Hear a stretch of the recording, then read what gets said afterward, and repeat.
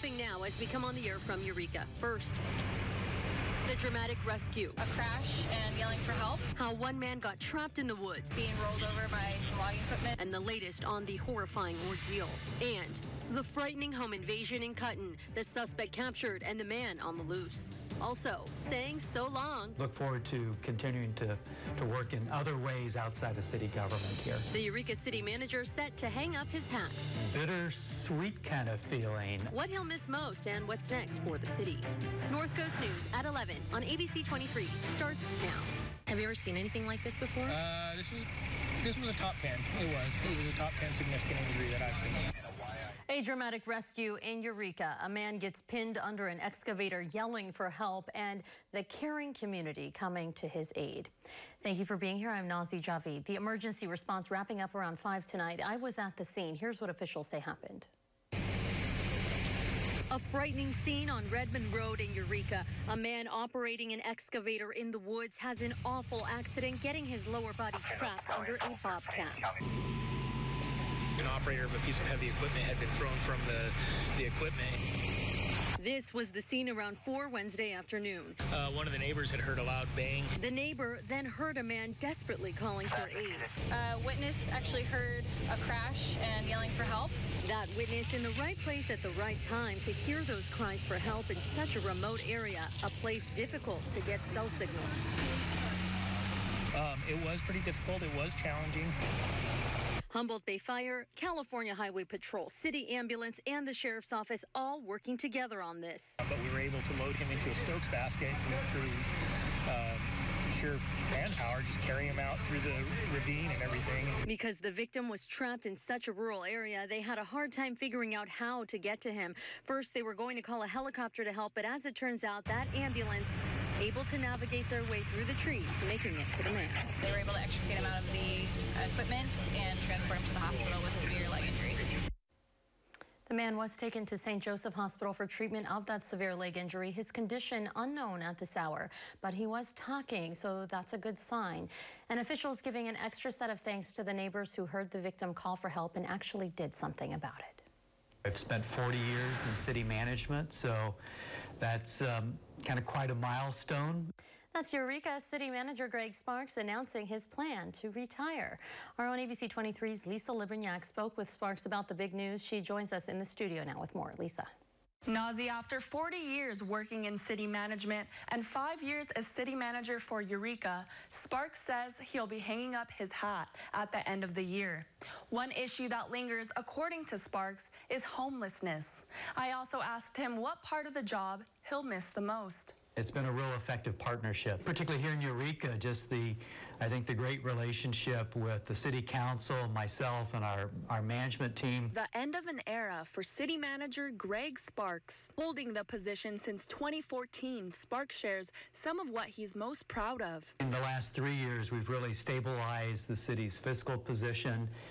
Not that we've solved everything, because we still have some outstanding issues in some future years with pension cost, unfunded pension liability, kind of a main cost driver in our budget. He also touts his team for coming up with a creative way to address homelessness. We did in a sense, the eviction from behind Bayshore Mall a little over 3 years ago now. He's talking about Palco Marsh. We also then worked with Betty Chin on the container village, and we provide funding for that, and Betty's able to work with people who are homeless, get them into jobs, get them into more permanent housing. Still, Sparks says the homeless issue needs more attention. I think the overall problem, though, is still it's the opioid crisis. He believes just dealing with needle litter does not solve the whole problem. We really need more assistance, I believe, from the state and federal government.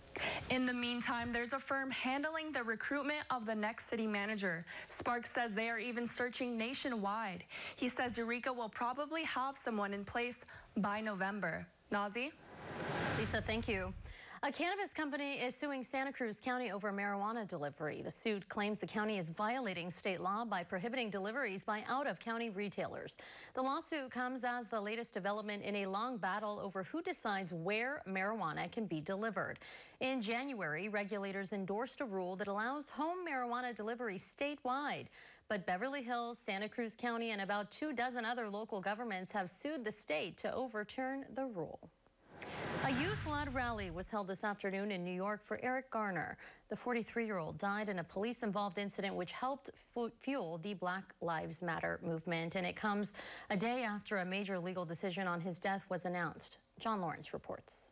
I can't breathe. I can't breathe. I can't breathe. I can't breathe. Eric Garner's family and friends disappointed with the Department of Justice. 5 years ago, my son said, I can't breathe 11 times. And today we can't breathe. Because they have let us down. The DOJ decided Tuesday against charging NYPD officer Daniel Pantaleo. 5 years later and there's still no justice. He's accused of placing Garner in a chokehold, which Pantaleo denies. Even if we could prove that Officer Pantaleo's hold of Mr. Garner constituted unreasonable force, we would still have to prove, beyond a reasonable doubt, that Officer Pantaleo acted willfully in violation of law. Garner's death was ruled a homicide by New York's medical examiner, who said the incident triggered a fatal asthma attack. Mr. Garner stated, I can't breathe, only after he fell to the sidewalk and after Officer Pantaleo released his grip from Mr. Garner's neck. Pantaleo is facing departmental charges from the NYPD. If he's found to have put Garner in a chokehold, a move prohibited by the department, he could lose his job. Eric died in the hands of a police officer that was more supposed to be protecting us, not killing us. I'm John Lawrence reporting. The Garner estate received a $5.9 million settlement from the city of New York 4 years ago.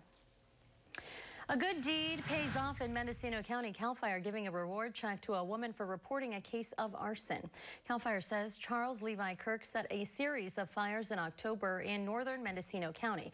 Good Samaritan Whitney Eads apparently knew about it and called the tip into the California State Fire Marshal's office. Kirk was convicted on 6 counts of arson of forest land. He got a jail sentence, probation, and has to pay restitution. No word on how much the reward was, but doing the right thing always feels good anyway. Right? CAL FIRE says if you see any suspicious activity like arson, don't approach the person. Get a detailed description instead. Call it into the California Arson Hotline. When your summer plans take you outdoors, are you doing everything you can to protect yourself from skin cancer? July is UV Safety Awareness Month, and working in partnership with our parent company, Sinclair Broadcast Group, we want to keep you informed about important health and safety matters. In tonight's Sinclair Cares report, Jennifer Gilbert shows us a potential threat to your health you may never have considered. How are you? How are you doing? Pamela Kernan's annual visit with her dermatologist turned out to be anything but routine. My dermatologist looked at my head first and saw an atypical area on the top of my head. It ended up being a thin melanoma on the scalp. Melanoma, the deadliest form of skin cancer. You kind of see the pink, healthy skin or on the sides. And on the scalp, it can be especially aggressive. When you read about it, you read about poor prognosis, and it gets a little scary. Melanoma on the scalp accounts for about 6% of all melanomas, but it's related to about 10% of deaths from melanoma. Kernan underwent surgery to remove the melanoma, and because it was caught early, her prognosis is good. Still, her life has changed. It's scary. And then your life flashes before you. And then you become very cautious. So sun for me, it's a new approach. Kernan doesn't go out without a hat or sunscreen. The scalp is not one area that is always thought about or protected. Dr. Rebecca Dodson is a surgical oncologist at LifeBridge Health in Maryland. Taking a look even at palms and soles and fingernails, toenails, those are areas that we sometimes ignore and are important. Bacitracin still on it with a bandage. Pamela Kernan is grateful for Dr. Dodson's expertise.